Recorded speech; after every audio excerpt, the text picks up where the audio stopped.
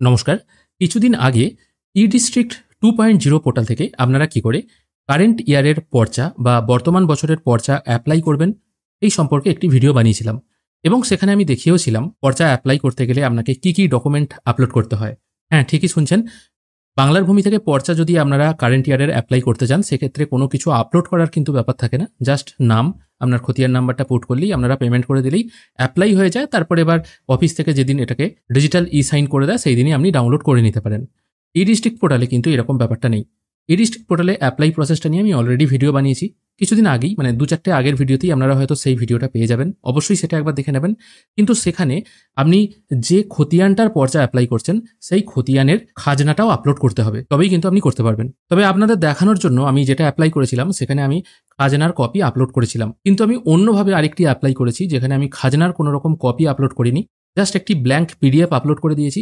তা সত্ত্বেও কিন্তু কারেন্ট ইয়ারের পর্চা ইস্যু করে দেওয়া হয়েছে। এবার ই-ডিস্ট্রিক্ট পোর্টাল ওপেন করলেই আপনারা যে যে জিনিসগুলো অ্যাপ্লাই করেছেন বা যে সার্ভিসগুলো নিয়েছেন, যেমন ধরুন আমি এটা পর্চা অ্যাপ্লাই করেছি, ROR অ্যাপ্লাই করেছিলাম, কত তারিখে অ্যাপ্লাই করেছিলাম 14/9/2025, অ্যাপ্লিকেশন ডেটটাও লেখা আছে, ইনকাম সার্টিফিকেট যেগুলো অ্যাপ্লাই করেছিলাম সেগুলো কিন্তু পরপর সিরিয়াল আকারে শো হয়।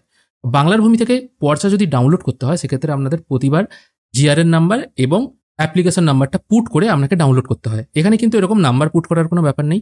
ডাইরেক্ট এখানে অ্যাকশন বাটনের পাশে ডাউনলোড সার্টিফিকেট বলে একটি অপশন দেখতে পাবেন। এটাই হলো ই-ডিস্ট্রিক্ট পোর্টালের একটা সুবিধে। ওখানে প্রতিবার নাম্বারগুলো আপনাকে মনে রাখতে হতো বা লিখে রাখতে হতো বা কিছু না কিছুভাবে আপনাকে টাইপ করতে হতো।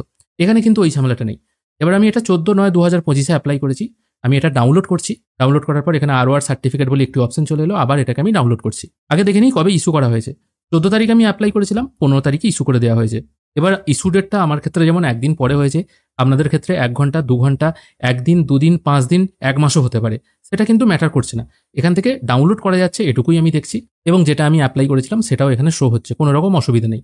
আমি আপনাদেরকে বলেওছিলাম ই-ডিস্ট্রিক্ট পোর্টাল থেকে যে আমি অ্যাপ্লাই করছি সেখান থেকে আদৌ সার্টিফিকেট জেনারেট হচ্ছে কিনা বা দেরি হচ্ছে কিনা বা বাংলার ভূমির মতোই সময় লাগছে কিনা সেটা আমি বলে দেবো। এক্ষেত্রে দেখা যাচ্ছে একই রকম সময় লাগছে, কিন্তু এই আপলোড ডকুমেন্টস যেটার ব্যাপারটা, আমি এটা অরিজিনাল একটা পিডিএফ আপলোড করেছি, সেটাতেও কিন্তু ইস্যু করে দেওয়া হয়েছে সার্টিফিকেট, এবং অন্য ক্ষেত্রে আমি একটি ব্ল্যাঙ্ক আপলোড করেছিলাম সেখানেও কিন্তু সার্টিফিকেট ইস্যু করে দেওয়া হচ্ছে। কোনো রকম কিন্তু অবজেকশন আসছে না।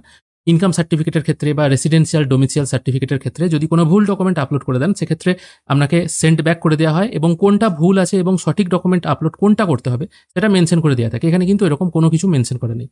তার মানে বোঝা যাচ্ছে যেটা আপলোড করতে বলা হচ্ছে সেটা আপনি যা ইচ্ছা আপলোড করতে পারেন, কোনো রকম অসুবিধা নেই।